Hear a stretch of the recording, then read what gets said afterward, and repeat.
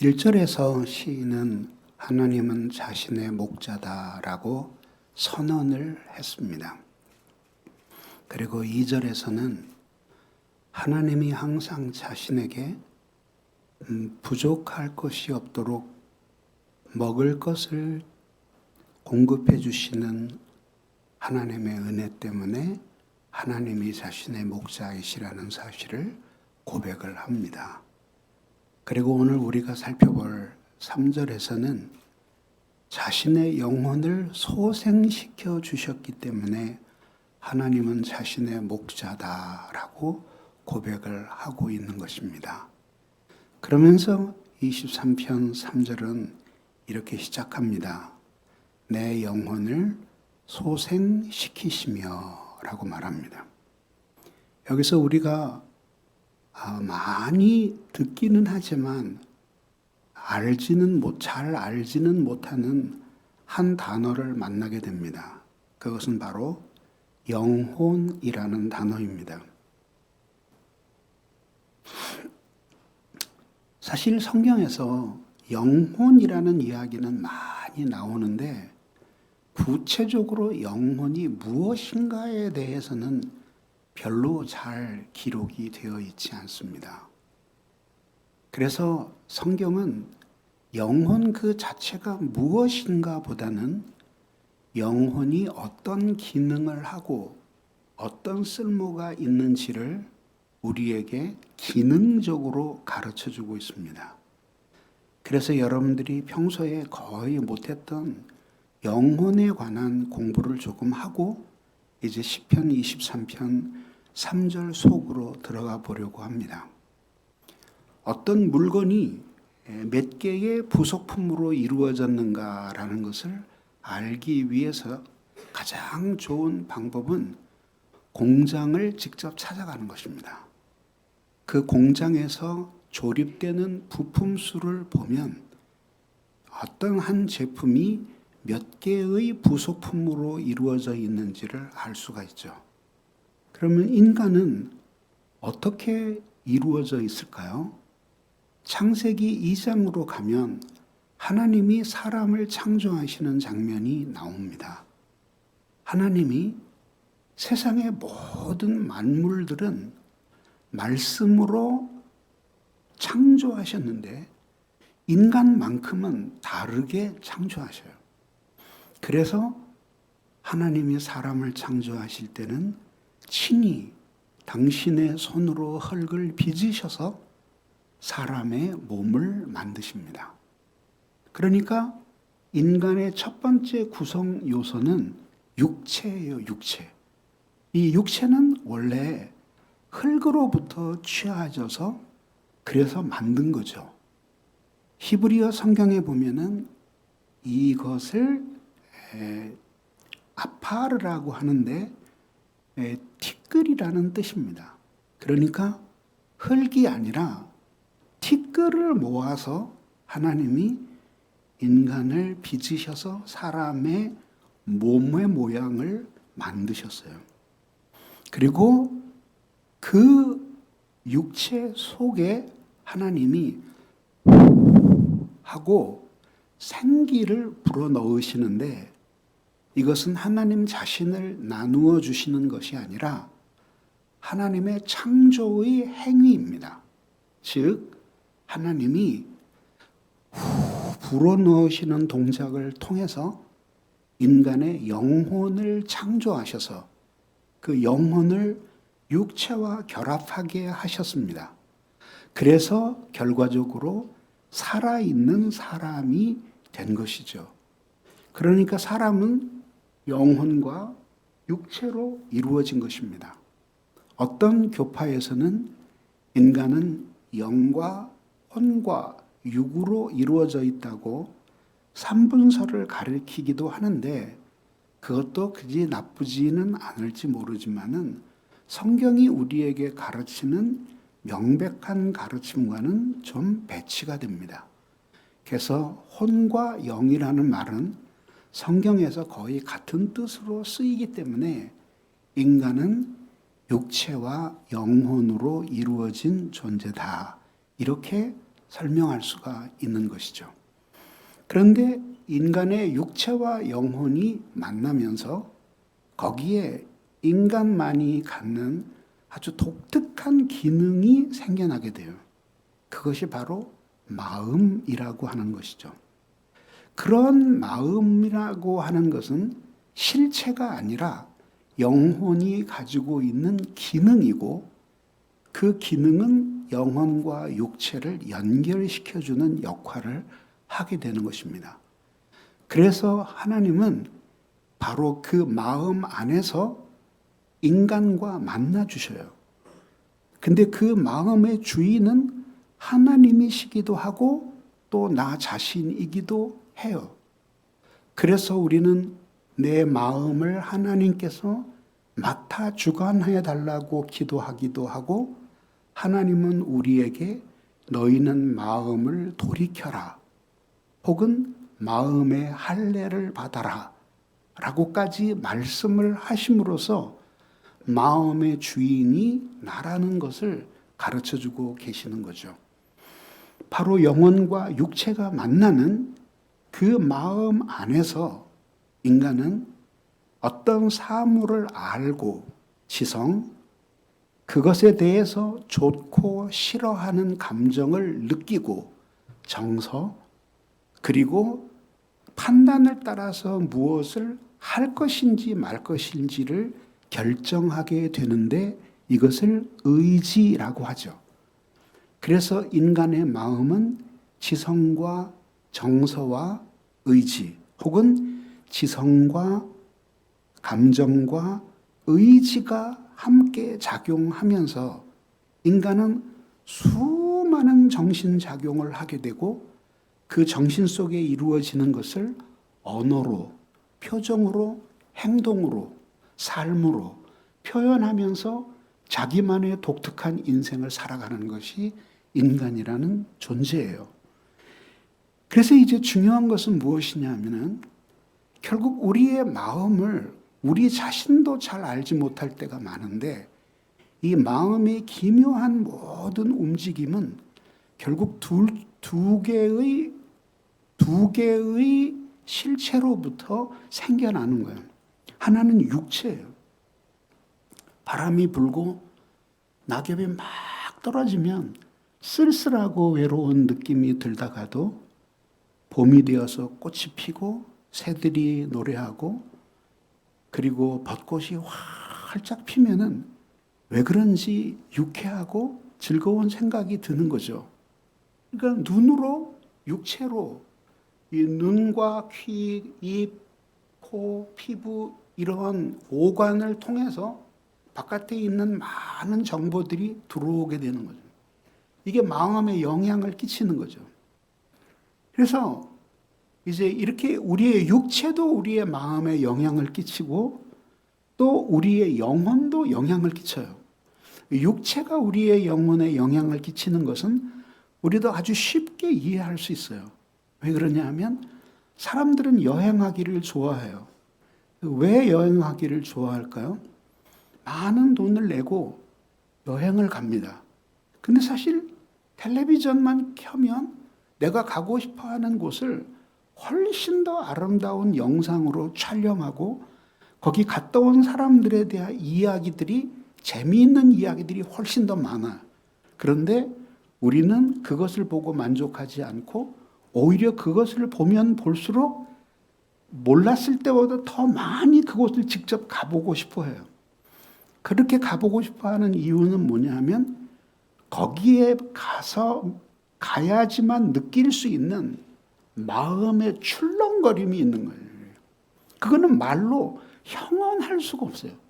말로만 듣던 로키 산맥의 그 정상에 서서 해발 3, 4천 미터의 영봉들을 쭉 아래로 내려다보는 그 기분은 갔다 온 사람 이외에는 어떻게 마음이 그때 출렁거리는지를 알 수가 없는 거죠. 알래스카의 빙하가 수천 년 동안 쌓인 그 빙하가 막 무너져 내리는 그런 광경을 보면서 자연의 장엄함을 느끼는 그런 마음의 출렁거림은 그 당시 거기를 가보지 않은 사람은 느낄 수가 없는 거예요. 그런데 우리의 육체만이 이렇게 우리의 마음에 영향을 주는 것이 아니라 보이지 않는 영혼이 우리의 마음에 주는 영향은 훨씬 더 커요. 그러나 세상 사람들은 영혼에 대해서 아주 애매모호한 태도를 취하죠. 그래서 영혼이 없다라고 딱 잘라서 말하는 사람은 아마 그렇게 많지 않을 거예요. 근데 또 확고하게 영혼이 있다, 나는 그렇게 꼭 믿는다라고 말하는 사람도 그렇게 많지는 않아요. 나머지 사람들은 그 중간 어느 시대쯤 이렇게 뭔가 신비롭게 느끼면서 이렇게 살아가고 있는 것이죠. 그런 것들을 이렇게 경험하게 되는 거죠. 그러니까 그런 영혼에 참 신기한 거죠. 그래서 어느 날 어느 어머니가 밤에 자는데 꿈을 꿨어요. 자기 딸이 불 속에서 막 울부짖는 꿈을 꿔서 깜짝 놀라서 깨었어요. 그리고 딸을 찾아보니까 딸이 방에 없어요. 그래서 이제 딸에게 전화를 걸었는데 전화도 안 받아요. 막 근심으로 나를 지새웠는데 알고 보니까 그날 밤에 친구들과 함께 나이트클럽에 갔는데 그 나이트클럽에 바로 그 순간에 불이 난 순간에 엄마는 그 딸이 불 속에서 울부짖는 꿈을 꾼 거예요.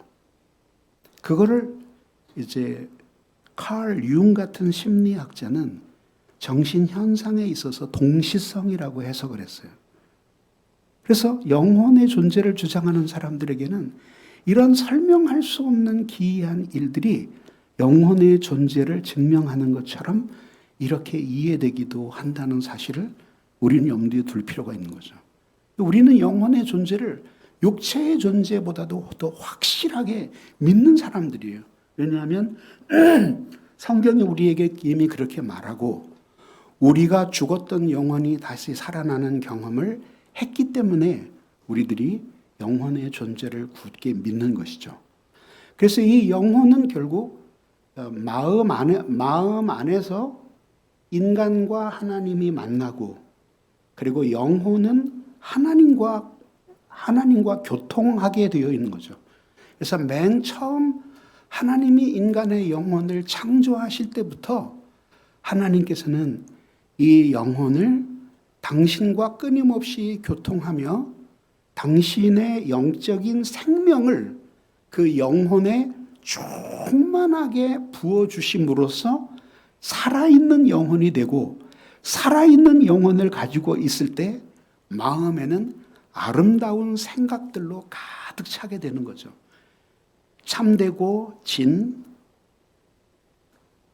선하고 착하고 선, 그리고 아름다운 미, 그리고 거룩한 진선미 성의 이런 마음으로 가득 차게 되어서 참 하나님이 사람을 창조하셨을 때 의도하셨던 그런 인간으로서 살아갈 수 있게끔 되어 있는 것이죠.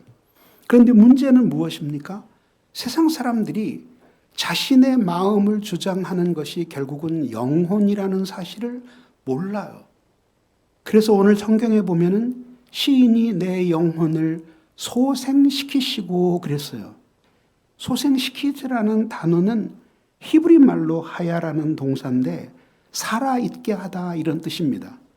무슨 뜻이냐면 하나님이 내 영혼을 확 살아나게 하셨기 때문에 하나님은 나의 목자이시라는 사실을 내가 깨닫게 되었습니다. 이런 뜻이거든요. 그러면은 이 말이 의미하고 있는 바는 무엇이에요? 시인은 자신의 영혼이 살아나는 경험을 했다고 고백을 하고 있으니까 결국은 그의 영혼도 사실상 죽은 것과 같은 때가 있었다는 사실을 말해주는 것이잖아요. 바로 그거예요. 이 시인이 하나님을 경외하는 사람이었음에도 불구하고 자신의 영혼이 죽은 것처럼 되어 있었던 상태를 경험했던 거예요.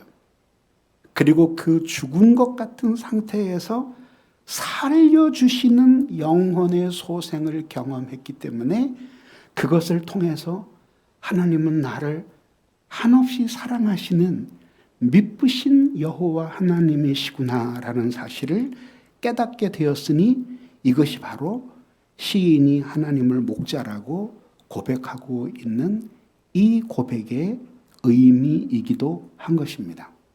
자, 그러면 영혼이 죽어 있었기 때문에 살아났다 그랬잖아.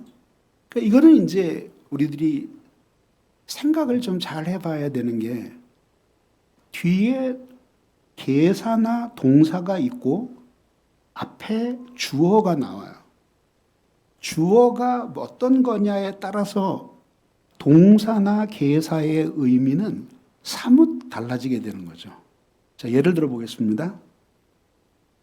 컵이 있다 라고 할 때는 의미가 분명해요. 이 컵이 물이나 차를 담거나 혹은 빈 채로 이 탁자 위에 이렇게 놓여 있는 것을 의미하는 것이죠.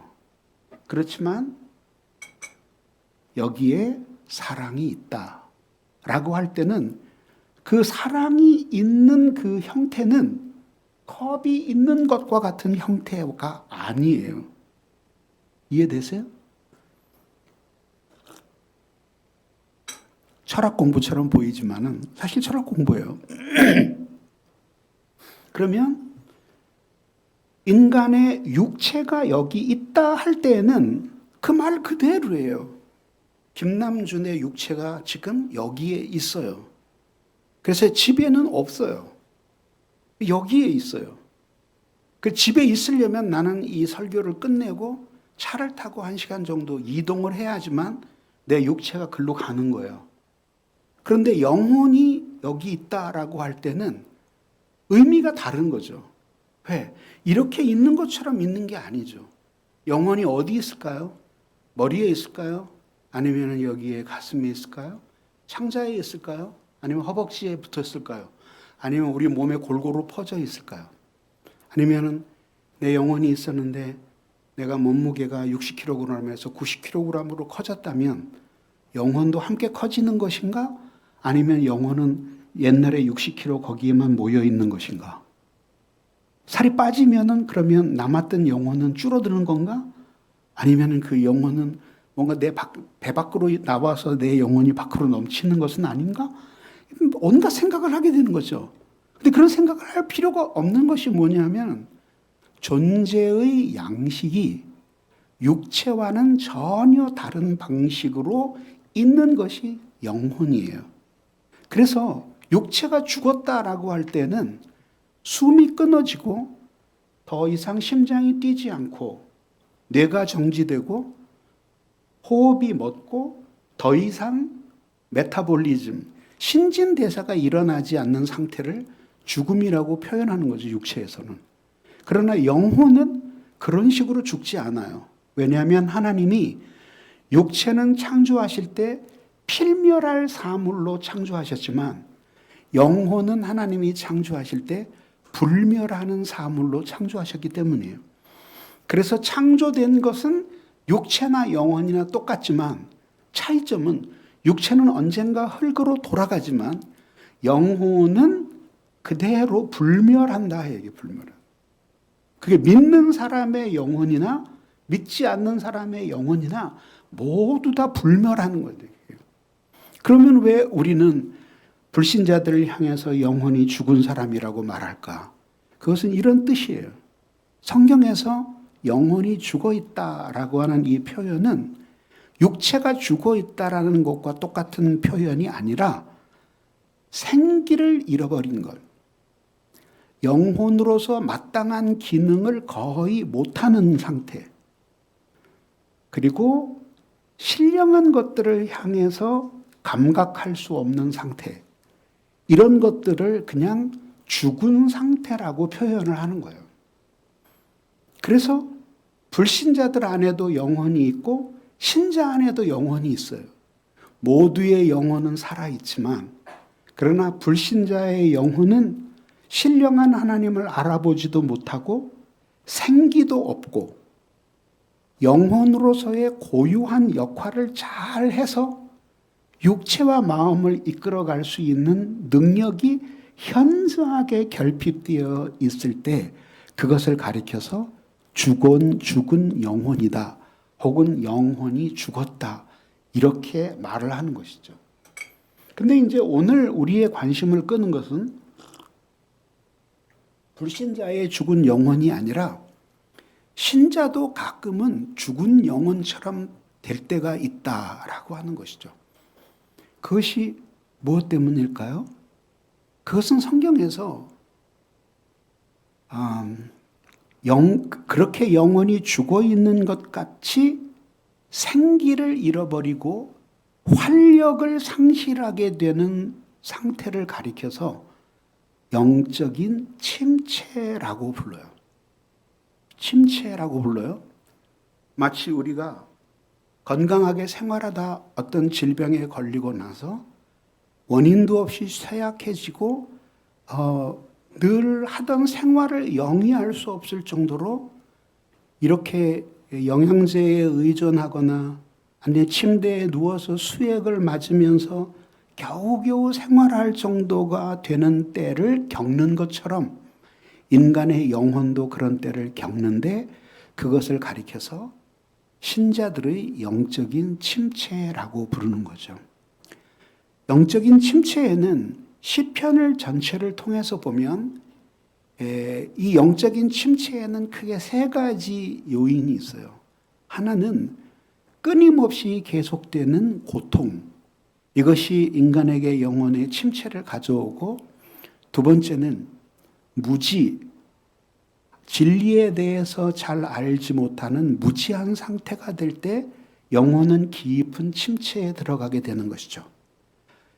시편 73편 아삽의 시에서 우리는 유명한 한 구절을 압니다. 그래서 뭐냐면 여호와께 가까이 함이 복이라는 고백을 하게 됩니다.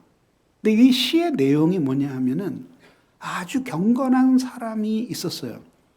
그 사람이 시의 작자인데 그 사람이 하나님을 경외하면서 사는데 이렇게 아침마다 하나님의 말씀을 묵상하면 자기가 뭘 잘못했는지를 깨닫게 돼요. 그래서 하나님 앞에 회개하고 바르게 살기를 매일매일 아침마다 결심하는데, 그러다가 눈을 들어서 불신자들은 어떻게 살까? 하나님을 경외하지 않는 사람들은 어떻게 살까? 하고 한번 쳐다보니까 너무나 잘 살아요. 저렇게 잘 살다가는 언젠가는 한번 벼락을 맞을 때가 있겠지 하는데 벼락도 안 맞아요. 그리고 저렇게 살다가 마지막에 죽을 때는 비참하게 죽을 거다 하는데 죽는 때에도 웃으면서 죽어요. 그리고 꽃상여에 쌓여서 많은 사람들의 축복을 받으며 죽음 저편으로 사라지더라는 거죠. 그때 이 사람 마음속에 깊은 침체가 들어오게 되는 거죠. 그러면서 어떤 생각을 하게 되냐면, 내가 이렇게 매일 아침마다 하나님의 말씀을 읽으며 회개하고 뉘우치며 하나님 앞에 새 사람이 되겠다고 다짐한 것이 무슨 소용이 있는가?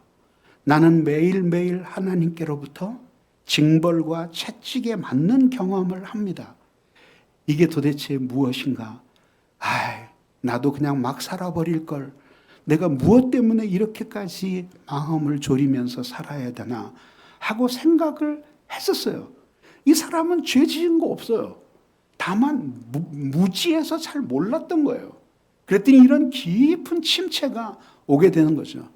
오늘 여러분들에게 오늘날 우리 사회에서 이 기독교인들이 가장 커다란 문제가 무엇인지 아세요? 공부를 하지 않아요. 공부를.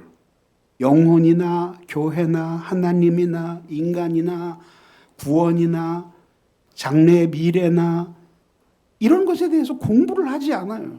그러니까 기독교인이 된다고 하는 것은 학교에 입학하는 거예요. 기독교 사상이 무엇이고 기독교는 어떻게 인간과 세상과 그리고 신에 대해서 생각하고 미래에 대해서 어떤 가치를 부여하는가라는 걸 공부하는 것이 그게 그리스도인이에요. 그렇기 때문에 그리스도인이 다시 태어난 것은 공부하기 위해서 태어난 거예요.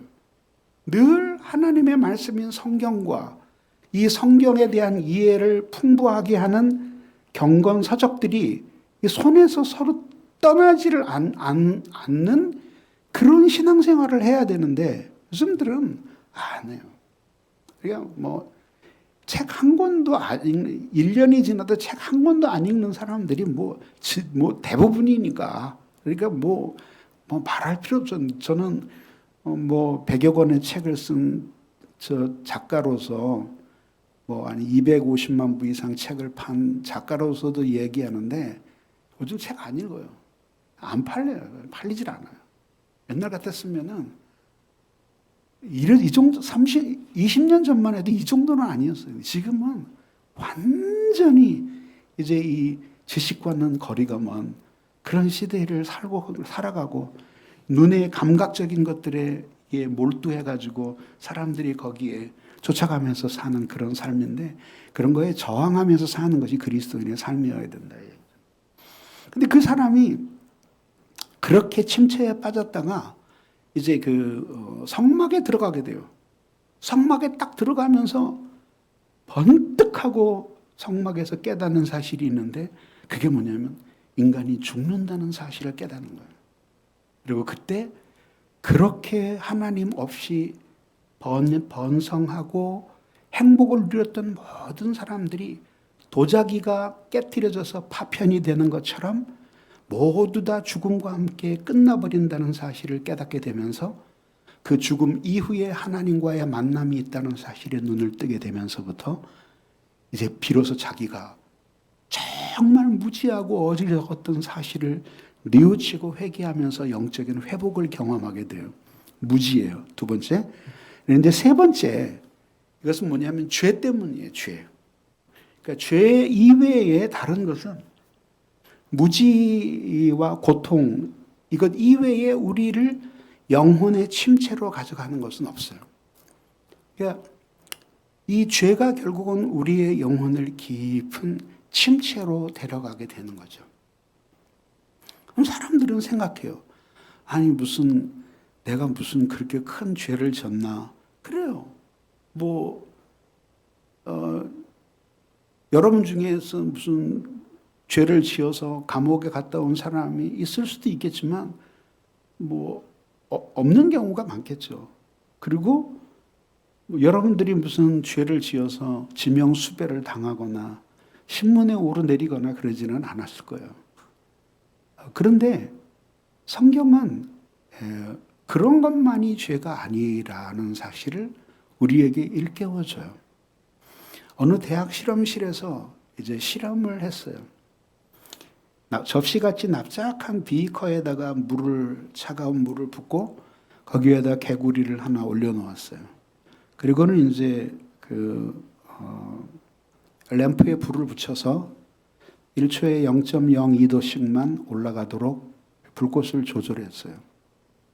그랬더니 1시간 반 후에 개구리가 푹 삶아진 채로 발견이 된 거죠. 만약에 뜨끈뜨끈한 물에다가 개구리를 잡아다가 집어넣었더라면 개구리가 아마 깜짝 놀라서 벌쩍 튀어나왔을 거예요. 그런데 아주 천천히 물의 온도가 변하면서 자기 살갗이 삶아져 가고 있는 것도 모르는 거죠. 그렇게 되어가는 거죠. 그러니까 죄의 크기도 문제지만 사실은 죄의 숫자도 문제가 되는 거죠. 그래서 어느 이제 계곡에서 군인들이 작업을 하고 있었어요. 상관인처럼 보이는 사람이 푸대자루 3개를 가져와서 병사들에게 나누어 주면서 지시를 했어요. 지금부터 각자 가서 이 자루에다가 50kg씩 돌멩이를 담아온다. 실시! 그랬어요. 그러니까 실시! 그리고 이제 군인들이 이제 그걸 가지고 이제 돌멩이를 찾았어요. 첫 번째 군인은 50kg 딱 되는 돌멩이 1개를 찾았어요. 그래가지고 거기다 넣어가지고 왔어요. 두 번째 사람은 30kg짜리 하나, 20kg짜리 하나 이렇게 담아서 50kg를 만들어 갖고 왔는데 세 번째 사람은 너무 약았어요. 그래서 이 돌멩이를 지고 어디로 멀리 이동할지도 모르는데 저렇게 큰 돌멩이를 들고 갔다가는 내 어깨가 남아나지 않을 거야. 그리고 공깃돌만한 작은 돌멩이를 1000개를 모아서 50kg를 만들어가지고 갔어요. 근데 그 다음 명령이 황당해요. 이 돌멩이를 모두 원래 있었던 자리에 갖다 둔다. 실시 이랬어요. 한 개 가져온 사람은 딱 한 개 가져왔으니까 정확하게 갖다 놨어요. 2개 가져온 사람도 조금 헷갈리는 것 같았지만 그러나 금방 제자리를 찾아서 갖다 두었어요. 그렇지만 공깃돌 1000개를 모아온 사람은 1000개 중에 단 한 개도 제자리에 갖다 놓지 못했어요. 그런데 그 돌멩이의 합계는 모두 50kg씩 150kg이었단 말이죠. 동일한 무게의 돌멩이였는데 결국 작은 돌멩이를 모은 사람은 단 한 개도 제자리에 갖다 두지 못한 것이죠. 보세요. 집안에서도 여러분 순간적으로 더러워진 것은 순간적으로 치울 수 있어요. 아이들이 비 오는 날 바깥에서 막 풍덩거리고 놀다가 그 흙탕물 묻은 바지를 질질 끌고 오면은 엄마가 질색을 하지만 그러나 걸레로 한번 싹 닦으면 깨끗이 닦아요. 그러나 가끔 싱크대 뒤편에 한번 들어가 보세요. 그러면은 언제 쩔었는지 모르는 그 묵은 때들이 있는데 그거는 뭐 이렇게 걸레질 한다고 해서 되는 게 아니에요. 특수 약품을 뿌려가지고 그거를 뭐 비벼대고 문지를 대야지만 벗겨지고 어떤 건 아예 영영 벗겨지지가 않아서 아예 장판을 갈아야 되는 상황도 발생할 수 있는 거죠. 그거예요. 그래서 오래 걸쳐서 쌓인 때는 순간적으로 지워지지가 않아요. 그래서 이건 안 지워져요. 그래서 그 물건 자체를 아예 망가뜨려 버리는 효과가 있다 이거죠. 죄도 마찬가지예요. 이 시인이 이런 깊은 영혼의 침체를 경험했던 것이죠. 시인 다윗은 나무랄 데가 없는 훌륭한 사람이었습니다. 정말 이 성경 전체에 걸쳐서 다윗만큼 하나님을 사랑한 사람도 없었고 다윗만큼 하나님의 사랑을 많이 받은 사람도 없었습니다. 그런데 다윗이 씻을 수 없는 커다란 2개의 죄를 짓게 됩니다. 하나는 하나님이 금하신 인구조사를 한 사건이었어요. 인구조사를 한 것이 하나님 앞에 커다란 죄가 되어서 깊은 영혼의 침체에 빠지게 됩니다. 인구조사를 한 것이 왜 죄였나? 이것은 행정적으로는 아무 문제가 없었지만은 당시에 인구를 조사하는 것은 나라의 국력을 가늠하는 것이고 특히 인구조사의 가장 중요한 목적은 전쟁이 일어났을 때 참전할 수 있는 병사의 숫자를 헤아리는 것이 주 목적이었어요. 근데 하나님은 이것을 싫어하셨어요.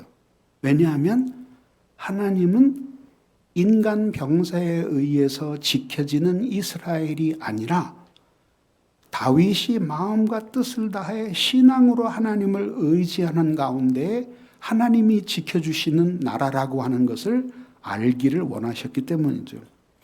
그러나 사단이 마음속에 들어가서 다윗에게 교만한 마음을 주니까 결국은 인구조사를 하게 된 거죠. 이 죄로 인해서 7만여 명의 사람들이 온육으로 죽어나가게 됩니다. 또 하나의 사건은 그 유명한 우리아의 아내 밧세바와의 간음 사건이었어요. 이것은 깊은 영혼의 침체를 가져왔고 마치 그가 두려움 속에서 하나님 앞에 울부짖기를 하나님께서 구원의 기쁨을 거두시고 그리고 주의 성령을 영영이 거두실 것 같은 두려움을 느꼈는데 바로 자신의 전임자인 사울이 하나님 앞에 버림을 받고 성령을 거두실 때에 그가 미치광이가 되었던 것과 똑같은 사람이 될 것 같은 위기를 시인이 겪을 정도로 깊은 죄 때문에 깊은 영혼의 침체를 경험하게 되었던 것이죠. 그러면 그런 영혼의 침체로부터 헤어나올 수 있는 방법은 무엇인가? 그것은 오직 하나의 길밖에 없어요. 그것은 바로 자신의 죄에 대해서 회개하는 것이죠.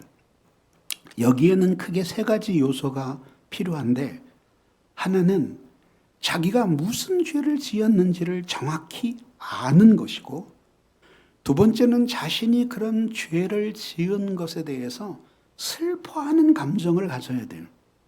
그것이 바로 죄를 지은 자신을 미워하는 과정이기도 한 거죠. 그리고 마지막에 세 번째, 그 죄를 그렇게 회개하고는 다시는 그 길로 들어서지 않도록 자신이 의지적으로 결심을 해서 예전과는 다른 방향의 길을 걸어가는 삶의 결단이 뒤따라야 하는 것이죠. 그러면 하나님께서는 아주 놀랍게 그 끔찍한 죄를 회개하게 하시고, 그리고 회개할 때 그 사람을 불쌍하게 여기시며 받아주셔서 그 영혼을 죽은 것과 같은 상태에서 살아있는 영혼으로 하나님이 변화시켜 주시는 거죠. 그걸 가리켜서 영혼의 회복 혹은 심령의 부흥이라고 말하는 것이죠. 이런 심령의 부흥, 영혼의 변화를 깊이 경험하면서 그러면서 하나님 앞에서 살아가는 거예요. 그것이 영적 침체로부터 벗어나는 길이에요.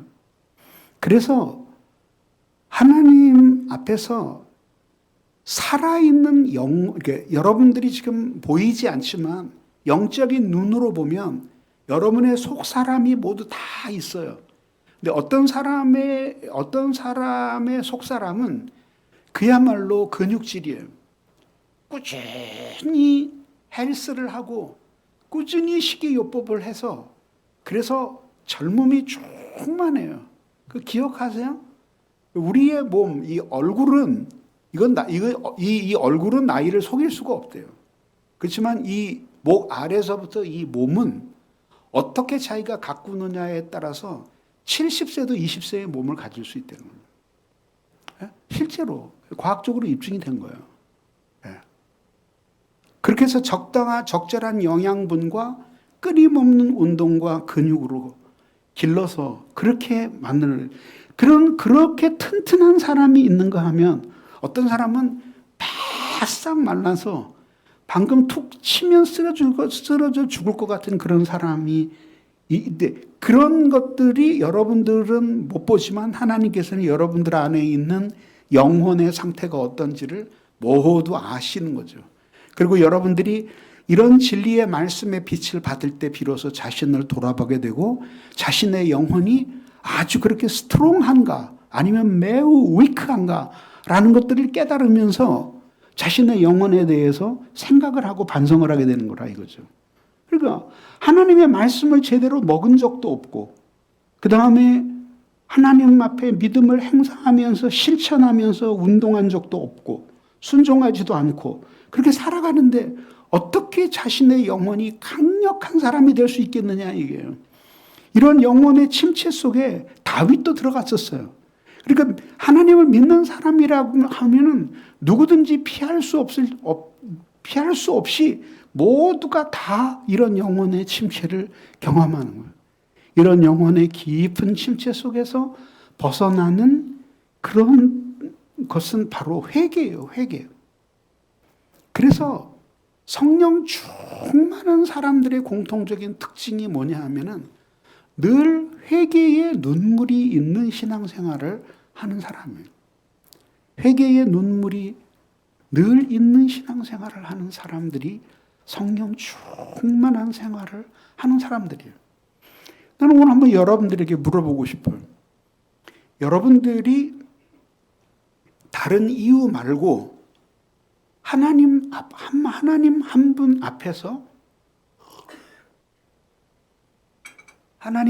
앞에서 여러분 자신이 죄 때문에 비참해져 있어서 하나님의 용서와 은혜를 구하지 않을 수 없었기 때문에 눈물을 흘린 적이 언제인지 한번 생각해 보세요.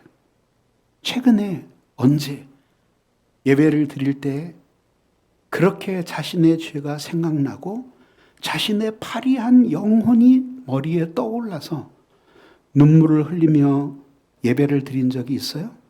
예배가 모두 끝나고 사람들은 갔지만 여전히 남아서 눈물을 흘린 적이 있어요? 성경을 읽으면서 그 말씀 때문에 눈물을 흘린 적이 있습니까?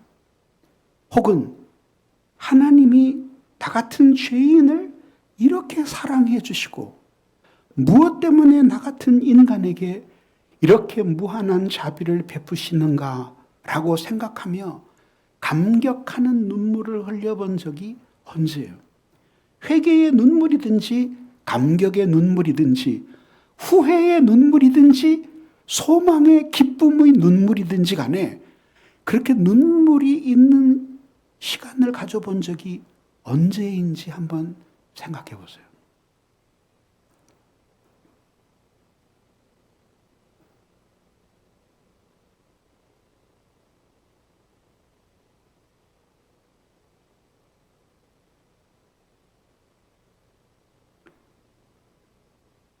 시인이 그런 영혼의 깊은 침체를 고통, 무지, 죄 때문에 깊이 경험하면서 죽을 것 같은 상태에 도달했지만 그러나 하나님께서 그를 만나 주셔서 영혼을 확 살아나게 해주시는 경험을 한 거예요. 그래서 그거를 그렇게 죽었던 영혼이 살아나고 보니까 하나님이 자기 같은 인간을 이렇게 사랑하시는구나 하는 것을 절실하게 깨달은 거죠. 이 당시에는 아직 그리스도가 충분히 계시되지 않았어요. 그랬는데도 이 시인은 그 하나님의 율법 앞에서 자신의 죄를 깨닫고 그리고 회개하는 자의 죽은 영혼을 다시 살아나게 해주시는 하나님의 은혜를 찬송할 수 있었던 것이에요. 우리는 다윗보다 훨씬 더 유리한 위치에 있죠. 왜냐하면 우리 주 예수 그리스도께서 이미 오셔서 우리를 위해서 십자가에 못 박혀 죽으시고 그리고 우리를 위해 피 흘려 돌아가셨기 때문입니다. 무엇 때문이죠? 죄 없으신 그분이, 죄와는 아무 상관이 없는 그분이 하나님의 진노를 온몸에 받으시고 십자가에 못 박혀 죽으신 것이 무엇 때문이에요? 당신 자신을 위해서가 아니라 바로 우리들을 위해서였습니다. 자신의 힘으로는 도저히 하나님께로 돌아갈 수 없는 무능력한 인간, 죄는 지을 수 있지만 지은 그 죄의 문제를 해결할 수 있는 능력은 없는 이 비참한 인간, 끊임없이 죄를 지으면서도 그 죄가 주는 달콤함 때문에 하나님 앞에 진정으로 회개하고 돌이켜 하나님을 향하여 살아갈 수 없는 무능력한 존재들을 위하여 그리스도께서 이 세상에 오셔서 십자가에 못 박혀 죽으신 것입니다. 그러므로 하나님 앞에 죽은 것과 같은 영혼으로 살았던 모든 사람들이 영원히 소생하는 변화를 경험한 그때마다 항상 그리스도의 십자가에 대한 현재적인 체험이 있는 거죠. 그리스도께서 십자가에 못 박혀 죽으신 그것이 바로 나의 이 죄를 위함이고, 그리고 내가 아무리 많은 죄를 짓고 절망적인 상태에 도달했다고 할지라도 우리 주 예수 그리스도의 십자가를 바라보고 그 예수 그리스도의 희생을 통해서 나를 구원하고자 하는 하나님의 사랑에 믿음으로 응답할 때 하나님은 어떤 일이 있어도 나를 결코 버리지 않고 반드시 만나 주신다고 하는 이 확신, 이것이 바로 하나님이 받으심직한 믿음인 거죠. 그 경험을 통해서 여태까지 나를 의지하며 살았던 자신에 대해서 깊은 배신감을 느끼고 자기의 자신에 대한 부당한 사랑을 끊어버리고 십자가의 사랑으로 돌아가 버리는 거죠. 그렇게 완전히 자기가 죽고 십자가의 사랑으로 돌아간 그 상태에 대해서 사도 바울이 말하기를, 내가 그리스도와 함께 십자가에 못 박혔나니 그런즉 이제는 내가 산 것 아니요 오직 내 안에 그리스도께서 사신 것이라. 이제 내가 육체 가운데 사는 것은 나를 사랑하사 자기 몸을 버리신 하나님의 아들을 믿는 믿음 안에서 사는 것이라는 고백이 나오는 것입니다.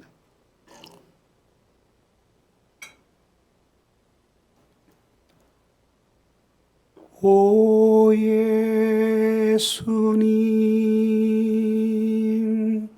내가 옵니다. 십자가에 못 박히신 예수 그리스도를 생각하면서 하나님께로 돌아옵니다.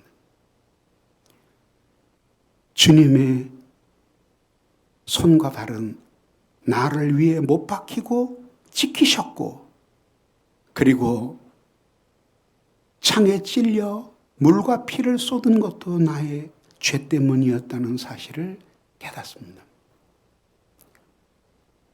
우리는 그렇게 영혼의 깊은 침체 속에서 고통의 끝까지 갔다가 도저히 이런 상태로는 살 수 없다는 생각을 하게 될 때 우리는 죽을 것인가 하나님께로 돌아갈 것인가 둘 중의 기로에 놓이게 되는 것입니다.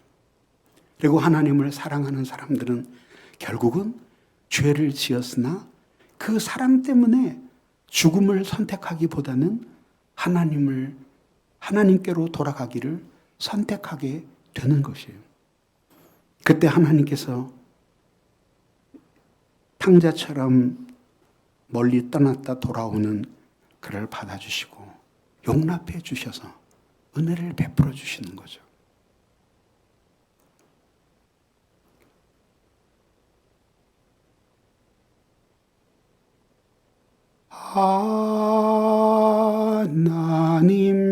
하나님께로 더 가까이 갑니다. 고통 가운데 계신 주님,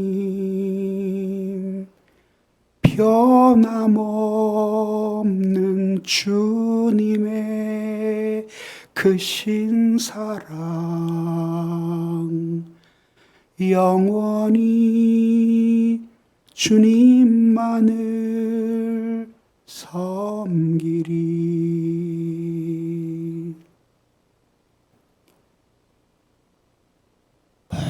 모든 그리스도인은, 아니 모든 인간은 회개하기 위해서 이 세상에 태어난 존재들입니다.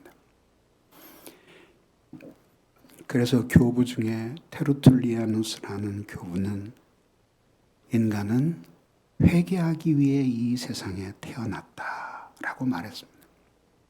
나는 회개하기 위해 이 세상에 태어났다. 그렇게 여러분 모두에게 하나님께로 돌아온 사람이라면 그런 회개의 순간이 있었을 것입니다. 그렇게 자신의 모든 자만심과 이전의 자랑거리들을 모두 내려놓고 그리스도의 십자가에 못 박히고, 그리고 그리스도의 십자가 사랑으로 돌아올 때 하나님께서 여러분들을 어떻게 용서하시고 그 영혼을 회복시켜 주시는지는 여러분들이 너무나 잘 아실 것입니다. 이렇게 소생된 영혼으로 살아가는 여러분들이 되시기를 주님의 이름으로 축원합니다. 자, 그러면 두 번째로 그러면 하나님이 무엇 때문에 죽은 자와 거의 같았던 시인의 영혼을 소생시켜 주셨을까요? 이에 대한 대답을 하반절이 이렇게 들려줍니다. 내 영혼을 소생시키시며 자기 이름을 위하여 의의 길로 인도하시는 도다 라고 말합니다. 첫째는 하나님께서 우리의 영혼을 소생시켜 주신 첫 번째 이유는 하나님의 이름을 위하여라는 것입니다. 그리고 두 번째는 의의 길로 인도하시기 위해서 하나님이 우리의 영혼을 소생시켜 주신다라고 하는 것입니다. 그러면 첫 번째로 하나님이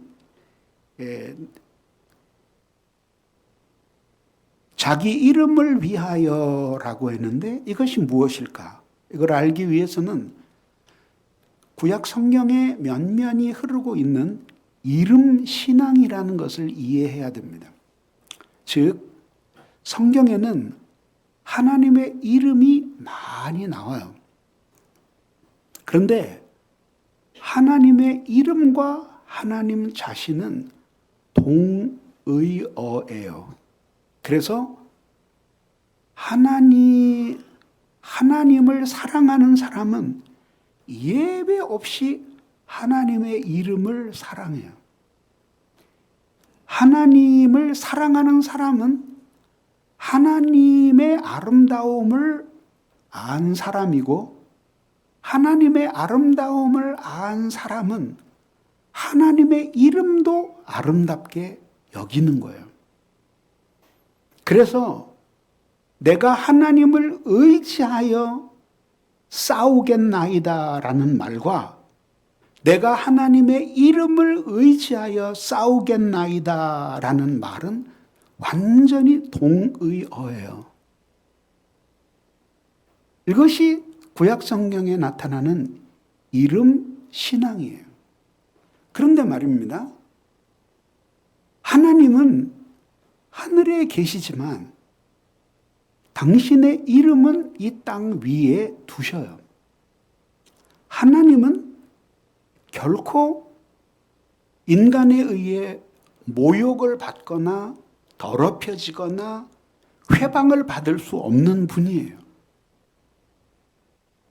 그렇지만 하나님의 이름은 이 세상에서 끊임없이 변해요. 예를 들어 볼까요?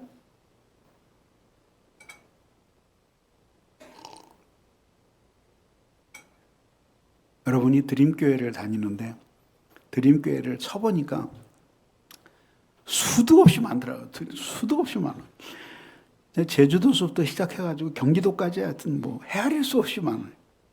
근데 어쨌든 드림교회를 다녀요. 근데 여기 있다가 여러분들이 부산으로 이사를 가게 됐어요. 그래서 부산에 있는 부산교회에 이사를 갔다고 칩시다. 그런데 어느 자매가 와서 등록을 했는데 신앙생활을 너무 예쁘게 잘하는 거예요. 그래서 교인들이 물어보았어요. 자매님은 어디서 오셨어요? 그래서 저는 원래 서울에서 살았는데 남편이 직장을 옮기는 바람에 부산으로 내려오게 되었습니다. 서울에 계실 때도 신앙생활 하셨어요? 그래서 물론이죠. 서울에 대방동에 있는 드림교회를 다녔습니다. 그때 그 자매가 신앙생활을 잘하는 것을 보면서 거기에 있는 많은 사람들은 한 번도 이 드림교회에 와본 적이 없어요. 그런데 거기서 그 자매 때문에 가보지도 못했던 드림교회의 이름이 높아지는 거예요. 반대의 경우는 너무 불쾌하기 때문에 내가 이해를 안 들겠어요. 그리고 그 다음에는 또 어떤 사람이 청년이 찾아왔는데 어디서 왔냐? 이렇게 서울에서 직장을 옮겨서 왔습니다. 그랬는데 어느 교회 다녔었어요? 그러니까 저도 드림교회 다녔었어요. 그러면 그 다음에 물어보지도 않는 거예요. 그리고 막 높은 기대를 갖는 거지. 아, 저 청년은 진짜 신실하게 신앙생활을 잘할 거야. 그렇게 생각하는 거죠. 왜? 하나님의 드림교회는 여기 있지만 드림교회의 이름은 드림교회 자체는 올라갈 수도 없고 내려갈 수도 없지만 그러나 올라갈 수도 있겠다. 뭐 3층으로 이사 가면 3층 건물로 가면 올라가고 지하로 내려가면 내려갈 수도 있으니까 그게 아니라 드림교회는 여기 있지만 드림교회의 이름은 높아지기도 하고 낮아지기도 하는 거죠. 하나님의 이름도 마찬가지예요. 하나님 자신은 결코 그 모든 것에 대해서 하나님이 이렇게 터치 받으시는 분이 아니에요. 그러니까 어렸을 때 보면은 개하고 잘 놀았는데 개가 봄이 되면은 나란해가지고 이제 처마 밑에서 낮잠을 시커 늘어지게 자요. 그런데 아마 꿈을 꾼 모양이지. 갑자기 뻘떡 일어나가지고 막 하늘을 향해서 막 짖어요. 하늘은 아무것도 없고 태양밖에 없어요. 개가 짖는다고 해서 그 태양의 색깔이 바뀌거나 위치가 변동되진 않아요. 마찬가지로 인간이 뭐라고 개지랄을 치면서 살아가도 그래도 하나님은 언제나 거기 계시고 사람이 뭐라고 개소리를 하면서 살아가도 하나님은 언제나 거기 계셔요. 그게 하나님이에요. 그런 하나님이신 것과 마찬가지로 하나님은 요동하지도 않고 변하시지도 않는 분이시죠. 그러나 하나님의 이름은 그리스도인들이 하나님의 자녀들이 어떻게 사는가에 따라서 높아지기도 하고 낮아지기도 하는 거죠. 우리들이 항상 잘 쓰는 말 가운데 하나가 하나님께 영광을 돌린다는 말이잖아요.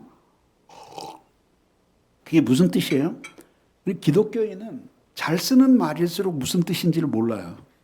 영광을 돌린다. 오늘도 하나님께 영광을 돌립니다. 이렇게 뭘 돌려요, 뭘? 뭘 돌려요? 영광을 돌린다라고 하는 이 말은 원래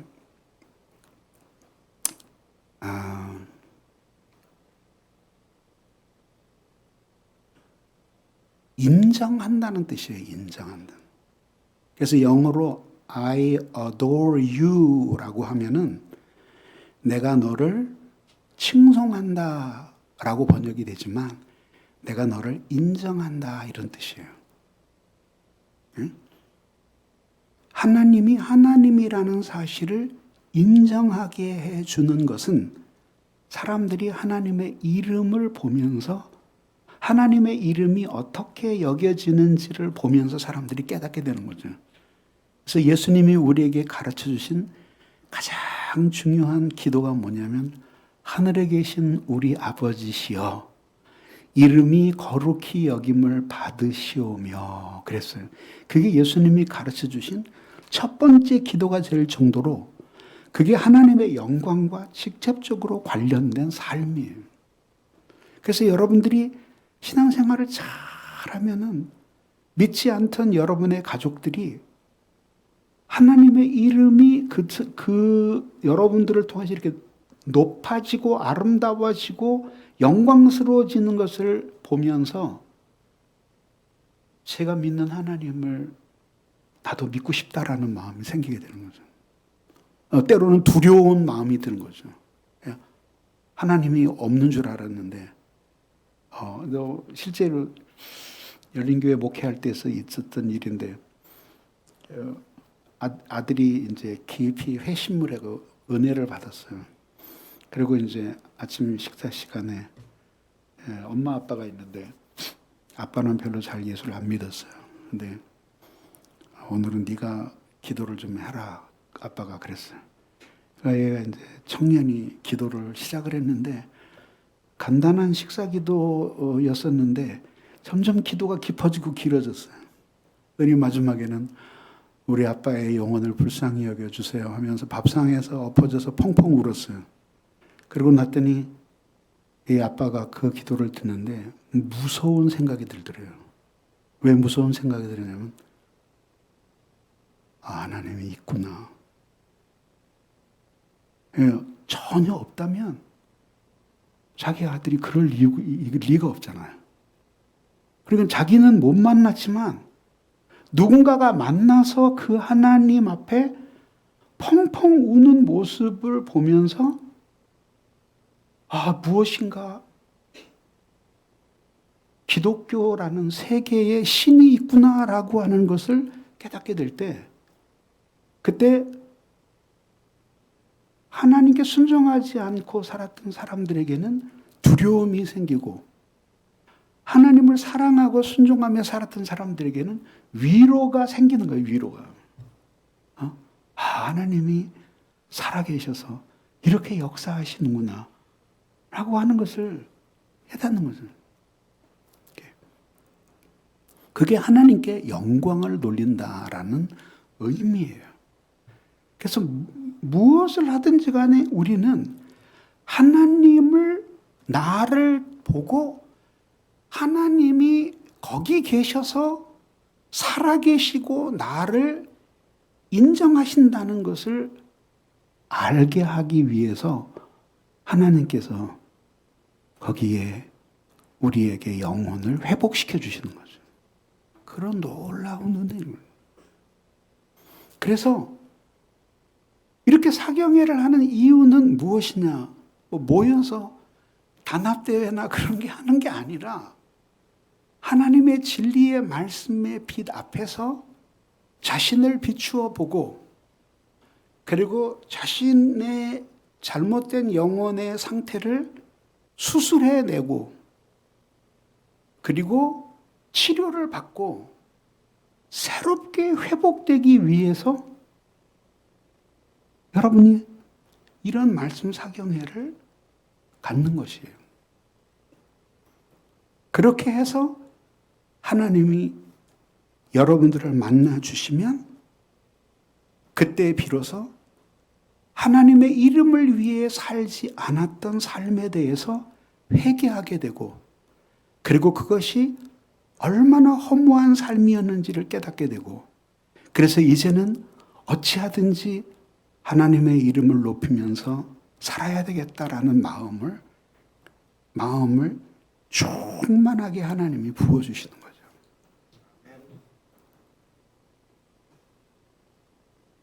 왕이신 나의 하나님, 내가 주를 높이고 영원히 주의 이름을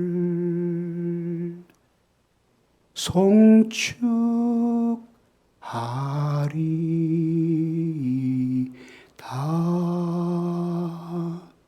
그래서 하나님이 끊임없이 여러분들에게 부어주셔요. 젊음과 물질과 시간과 건강과, 그리고 날카로운 지성과 미묘한 감정과, 그리고 대쪽 같은 의지를 하나님이 주시는 것은, 그걸 통해서 우리 하나님의 이름에 영광을 돌리는 삶을 살게 하기 위해서 주님이 여러분들에게 그런 것들을 부어주시는 것이에요. 그 목적을 따라서 계속 잘 살아갈 그때에 하나님이 주신 은혜가 우리 안에서 유지가 되는 거죠. 그리고 이것이 더욱더 불처럼 끊임없이 타올라서, 그래서 이글거리며 타올라서 우리가 영적인 부흥을 간직하면서 살아갈 수 있게 되는 거죠. 그리고 이것을 다른 사람들에게 옮기고, 그 사람이 또한 그런 부흥을 경험하고 영적인 놀라운 변화를 경험해서 하나님의 이름을 위해, 하나님의 영광을 위해 사는 그런 사람이 되게 하시기 위해서 하나님이 파리한 여러분들의 영혼을 하나님의 놀라운 말씀으로 살려내시는 것입니다. 그러면 구체적으로 하나님께 영광을 돌리면서 사는 것은 어떤 삶을 통해서 이루어지는가? 그것이 의의 길을 걸어감으로써 이루어지는 것이에요.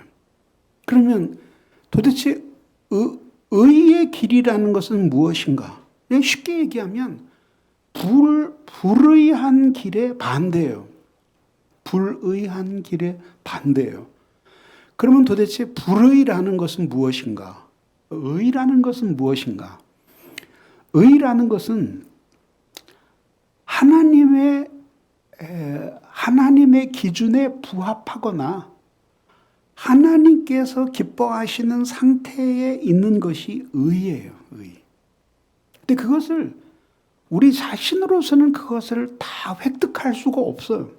왜냐하면은 우리 자신은 결국은 아무리 많이 애를 쓰고 노력을 해도 우리는 죄와 결별할 수 없는 인간이에요. 그래서 한편으로는 죄를 미워하면서도 또 한편으로서는 죄와 손을 잡고 많이 회개하고 돌이키면서도 또 얼마 시간이 지나면 다시 또 죄를 짓는 것이 우리의 모습이에요. 그래서 이 의는 그렇게 하나님 앞에 도덕적인 기준을 충족시켜서 얻는 그 의는 우리가 도저히 획득할 수가 없어요. 그래서 또 다른 의가 있는데 그것이 바로 우리 주 예수 그리스도를 통해서 죄사함을 받는 일이에요. 그래서 죄 가운데 있을 때 이 시인이 비록 그리스도는 몰랐지만 하나님이 이미 자신에게 계시해 주신 자비와 은총을 전심으로 의존하면서 이 시인은 이 영혼의 깊은 침체에서 벗어나기 위해 몸부림을 쳤던 것이죠. 그리고 그것을 하나님이 믿음으로 보시고 의로 여기신 것이죠. 우리에게는 그리스도 예수가 있으니 이제 누구든지 하나님 앞에 범죄한 사람마다 그의 이름을 부르고 그가 나의 죄를 위해 죽으셨다는 사실과 그가 못 박히신 십자가가 사실은 내가 못 박혀야 할 십자가라는 사실을 깊이 깨닫고 하나님 앞에 회개하게 될 때 비로소 하나님께서는 우리에게 죄를 용서해 주실 뿐만 아니라 그리스도 예수께서 십자가에 이루신 그 의가 우리의 의인 것을 증명해 주시듯이 우리를 용납해 주시는 거죠. 그래서 모든 그리스도인의 삶은 전적으로 그리스도를 의지하는 삶이 될 수밖에 없는 거죠. 그리고 그것이 그리스도인으로서 가장 아름다운 신앙생활이에요.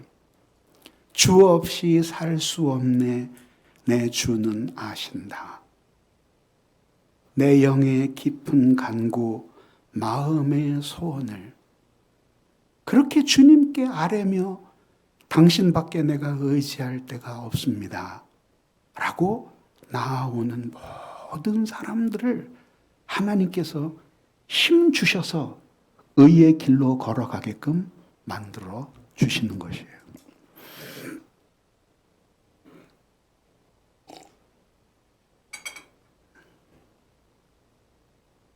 그리스도인은 자신의 신앙을 삶으로서 말하는 사람들이 되어야 하는 것이에요.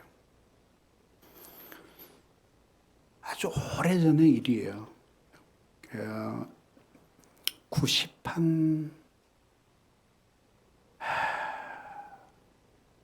4년도, 5년도, 6년도쯤 되는 아주 오래된 때였어요.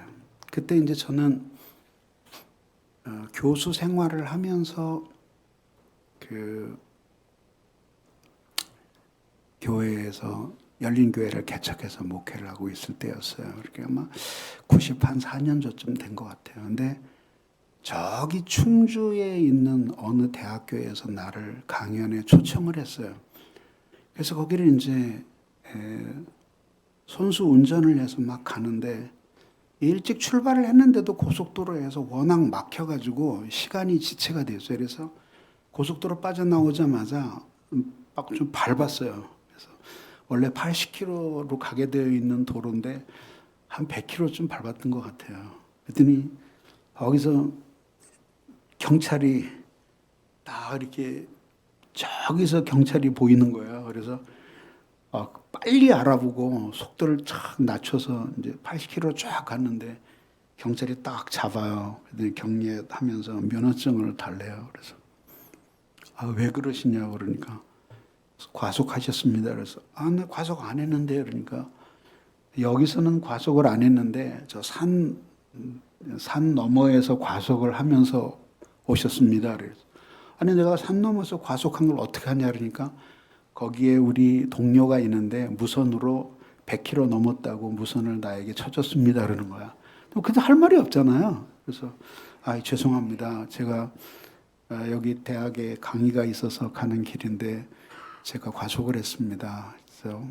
그래서 얼른 빨리 끊어주십시오. 그러니까 뭐 하는 분이세요? 그래서 이제 신분증을 이렇게 보여줬어요. 그러니까 대학교 교수 신분증이었어요. 그러니까 아이고 교수님이셨군요. 너무 걱정하지 마세요. 싼 걸로 끊어드릴게요. 그랬더니 쭉쭉쭉쭉쭉 끊어줬어요. 그래서 뭐 나는 그때 관심도 없었고 그냥 햇빛 가리기에 놓고 그냥 막 달려가서 간신히 딱 늦지 않게 도착을 해서 이제 거기서 잘 강연을 했어요. 그리고 이제 밤중에 다시 돌아왔어요. 그리고 아침에 밝았는데 그 딱지가 생각이 나요. 그래서 나는 그런 것도 빨리빨리 내는 성격이거든요. 그래서 그때는 또 인터넷도 없어서 은행에 직접 가서 내야 됐어요. 그때 교회에 사무원이 있는데 사무원 시킬까 하다가 그냥 내가 운동 삼아 걸어가서 내지. 그리고 이제 천천히 걸어갔어요. 그래서 은행에 가서 비로소 내가 자세히 봤어요. 이렇게 펴봤더니 범칙금 그랬는데 당연히 속도 위반 일주 나올지 했더니 그게 아니라 범칙금인데 6천 원밖에 안 돼요. 이게 그때 한 15,000원 내야 되는데 6천 원밖에 안 돼요. 그래서 이상하다. 그리고 다시 봤더니 분명히 6천 원이에요. 그리고 납기 후에는 7,200원을 내게끔 돼 있어요. 그래서 범칙 내용을 보니까 뭐라 그러냐면 금연구역에서 담배 폈음 이렇게 나오는 거예요. 그거 만약에 사무원을 줬으면 얼마나 시험에 들었겠어요. 목사님이 어디 가서 담배를 피다가 걸려가지고 담배는 진짜 오래전에 끊었는데 제가 2각씩 폈어요 하루에. 근데 담배 없이 못 살았죠. 진짜 담배랑 친했어요. 근데 끊은 지가 언젠데 그게 벌써 1970 몇 년도에 담배를 끊었는데 금연구역에서 담배 그때 그 교통경찰도 웃겨. 다시 자세히 읽어보니까 뭐라 그러냐면 흡연구역에서 담배 피다 걸렸음 이렇게 나와요. 금연구역이라 그래야 되는데 흡연구역이라고. 그래서 그거를 보면서 그런 생각이 들었어요. 이거는 정말 아닌 것 같다. 그래서 그리스도인이 물론 내가 글을 그렇게 해줄 줄은 몰랐지만은 그러나 이거는 아닌 것 같다. 그 다음서부터는 교통법규 위반을 안 하려고 애를 썼고 위반을 하면 정당한 처벌을 받기로 다짐을 했어요. 그래서 언제 한 번은 운전하다가 또 걸렸는데 이렇게 유턴을 했는데 근데 안 걸릴 것 같은데 그 유턴을 했는데 비겁하게 지하도에서 톡 튀어 올라오더라고요. 숨었다가. 그러면서 싼 걸로 해주겠다 그래서 그러지 말라 내가 그랬어요. 당신에게는 그런 권한이 없다. 그냥 내 걸린 대로 해달라 그러니까 눈을 부라리면서 알았어요. 그랬더니 벌점 10점에 6만 원. 그래갖고 면허 정지됐어요. 그게 세상이에요. 이제 이게요, 의의 길을 걸어간다는 게 교회 안에서 성경 가지고 공부할 때는 그렇게 어려운 것 같지 않아요. 뭐 듣기 좋은 이야기 하면 되니까. 그러나 이제 이게 진짜 현실과 맞닥뜨릴 때에는 이게 그렇게 쉬운 문제가 아니더라고요. 이제 93년도 12월 12일 내 생일날 7명의 교인을 데리고 지하실에서 열린교회를 개척을 했는데 하나님이 은혜를 많이 주셨어요. 그래가지고 이제 한 4년 만에 한 250명이 되어가지고 지상으로 올라오게 되었고, 지상에서 다시 한 3년 6개월 만에 1000명이 됐어요. 작년만. 그래서 이제 평촌으로 이사를 오게 됐어요. 뭐 돈이 있어서 이사 온 게 아니라 돈은 1,500만 원밖에 없었는데 어쨌든지 간에 이제 교회를 이사를 오게 되었어요. 근데 그것도 하나님의 놀라운 은혜더라고요. 왜냐면 이제 우리 집사님들이 시켜서 가서 이제 건물을 좀 알아보라 그랬는데 뭐 작년이 1000명이고 주일학교가 300명인데 그만한 인원이 들어갈 수 있는 건물이 그렇게 없더라고요. 그랬는데 어쨌든 못 구했는데 가다가 평촌까지 가게 됐어요. 사실 난 평촌 안양 그쪽은 제가 싫어했거든요. 내가 거기서 교수 생활을 시작했거든요. 그래서 소비 도시고 나는 어떻게 하든지 그전에는 교회가 서초동에 있었어요. 그래서 강남에서도 한번 복음적인 교회가 성공할 수 있다는 것을 보여주고 싶었어요. 근데 어쨌든 평촌까지 가게 되었어요. 근데 복덕방에 가서 이제 집사님들이 물어봤어요. 우리 여기 교회가 좀 갈 만한 자리가 있습니까? 그러니까 공장 하나가 있긴 한데 그거를 내놨다가 도로 집어넣었다는 거야. 주인이 안 팔겠다고. 그러니까 그래도 좋으니까 한번 그 주인 연락처를 가르쳐 주십시오. 해가지고 집사님들이 찾아갔어요. 그러니까 외화수 어느 할아버지가 외화수 그러더래요. 그래서 그 할아버지 운영하시던 그 회사 공장 우리가 좀 사면 안 되겠습니까? 그러니까 안 팝니다. 그래도 좀 파시면 안 되겠습니까? 아니, 내 땅을 내가 안 판다는데 왜 자꾸 귀찮게 그러냐고, 가라고. 그래도 다시 한 번만 생각해 보십시오. 그랬더니 이 할아버지가 갑자기 내가 만약에 그 땅을 팔면 당신들은 거기다 뭘 하려고 그러시오? 그러더라고요. 교회를 지으려고 합니다. 그러니까 교회를 짓는다고요? 그러더니 골똘히 생각에 잠기더니 일주일만 생각해 봅시다. 일주일 후에 봅시다. 그러더래요. 돌아와서 야, 이게 무슨 일일까? 절대 안 팔겠다는 땅을 왜 일주일만 생각해 보자 그랬을까? 이거 하나님이 주시는 놀라운 기회다. 하여튼 결사적으로 기도합시다. 그러고 이제 열렬히 기도를 했어요. 뭐 믿는 게 기도밖에 없었으니까. 돈 교회에 1,500만 원밖에 없었어요. 근데 그 땅은 36억을 달라는 땅이에요. 근데 뭐 1,500만 원 가지고 36억을 어떻게 사겠어요? 근데 그래서 이제 그 다음 주일이 됐어요. 그래서 좀 찾아갔어요. 그랬더니 할아버지가 이제 비로소 털어놓는 거예요. 자기는 26살인가 그때 되었을 때 한경직 목사님한테 안수를 받고 장로가 된 사람이래요. 근데 그 당시에는 8순이 다 되셨어요. 사업을 다 정리하시는 차인데 그때 이제 회사를 그만두면서 이 땅에 교회가 세워졌으면 참 좋겠다. 그렇게 생각을 하고 있었대요. 그래서 우리가 와서 그 말을 해서 깜짝 놀랐대요.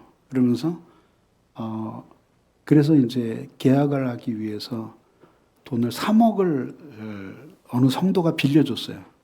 다행히. 그래서 그 3억을 갖다가 이제 계약금으로 주는데 3억을 받으시면서 교회 돈은 있어? 그래서 이제 구해야죠. 이렇게 있긴 뭐가 있어. 그러더니 거짓말 같은 사건이 일어났어요.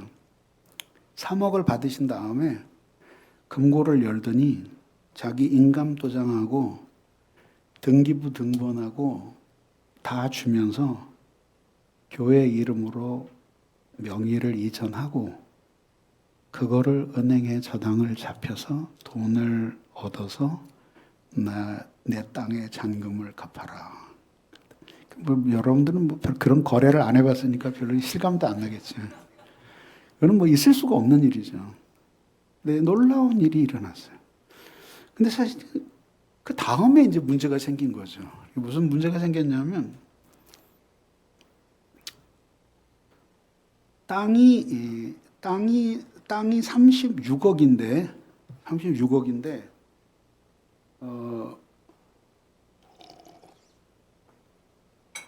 딱 1000평이었어요. 1000평. 근데 36억인데 할아버지가 30억은 계약서를 쓰고 돈을 주고 그다음에 6억은 현금으로 달래요. 비자금으로. 그래서 왜 그러냐 그랬더니 그 땅을 연전에 워낙 싸게 사서 세금이 어마어마하게 나와가지고 그거를 36억을 돈을 받으면은 세금 내다가 결국은 자기는 남는 게 없어진다는 거예요. 그러니까 가만히 가지고 있으면 계속 지금 오르고 있는 땅인데 내가 교회에 내주는데 나는 그렇게까지는 못하겠다. 그러면서 달라는 거예요. 그래서 이제 교회에 돌아와서 그 사회 경험 많은 사람들 있잖아요. 그 재직들을 모아놓고 그 30억을 현금으로 계약을 하고 그 다음에 6억은 비자금으로 달라 그러는데 그렇게 해도 되냐 그러니까 사람들이 건축위원들이 전부 다 목사님 그건 그냥 다들 그렇게 합니다. 예, 그 대기업에서도 그렇게 하고요. 아무 문제 없습니다 그러는 거예요. 그래서 나는 그럴 때마다 전문가를 부르거든요. 그래서 공인회계사를 불렀어요. 그래서 이거 해도 되겠냐 그러니까 목사님 그냥 해도 됩니다. 근데 조심하셔야 됩니다. 장부를 2개 쓰셔야 됩니다. 왜 2개 썼냐 그러니까 하나는 진짜 장부, 하나는 세무서에 보여줄 가짜 장부를 써야 된다는 거예요. 그래서 그건 아니다. 하나님 믿는 사람이 어떻게 그렇게 이중 장부를 쓸 수가 있냐. 나는 안 하겠다. 그래가지고 주인이 36억 달라는 땅을 우리는 그렇게 못하겠습니다. 그래서 할아버지 그러면 그 세금이 얼마예요? 그러니까 6억이래요. 아니 3억이래요. 3억. 그래가지고 36억 달라는 땅을 우리가 39억을 주고 샀어요. 근데 지금은 이렇게 내가 쉽게 얘기하는데 그 당시에 3억은 우리가 쳐다도 볼 수 없는 액수의 돈이었어요. 아마 여기 이 드림교회 지금 처지에서는 한 10억쯤 된다고 보면 될려나? 하여튼 상상할 수 없는 돈이었어요. 그거 갚느라고 정말 고생했어요. 근데 그때에 저는 설교자로서 뭘 느꼈냐면은 이렇게 의의 길을 걸어간다라는 것이 말로는 너무 쉬워요. 입술에다가 침만 바르면 누구든지 할 수 있는 말이에요. 하나님께 영광을 돌리며 우리는 의롭게 살아간다라고 할 수 있어요. 근데 한순간에 3억이라는 돈이 왔다 갔다 할 때 그때 그게 내 돈도 아니면서 엄청난 부담으로 다가오는 거예요. 그렇지 않겠어요?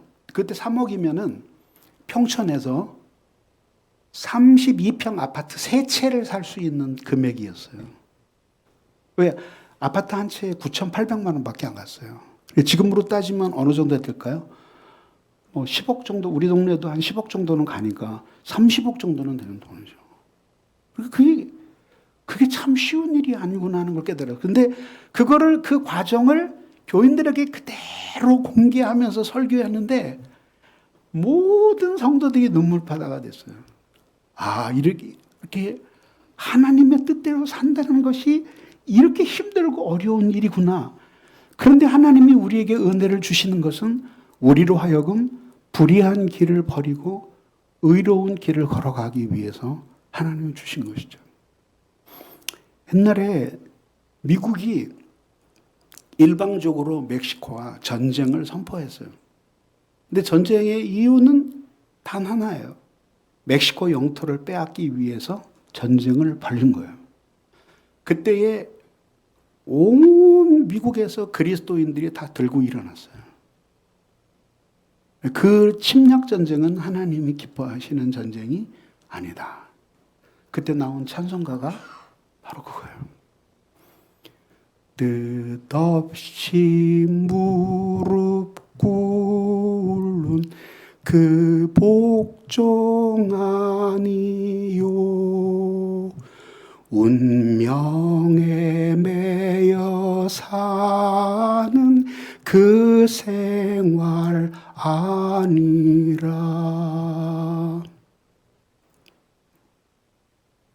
우리의 믿음 치솟아 독수리 날듯이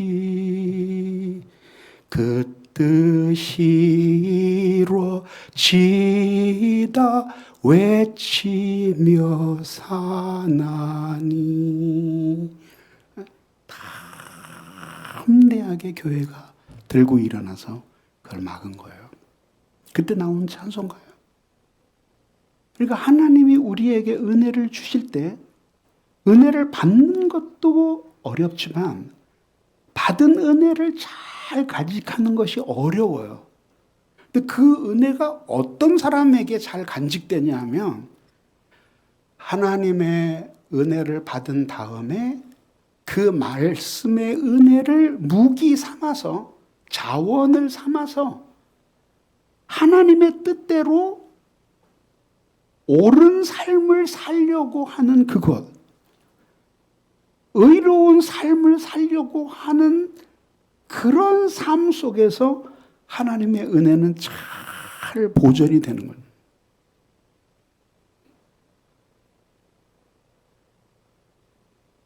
여러분은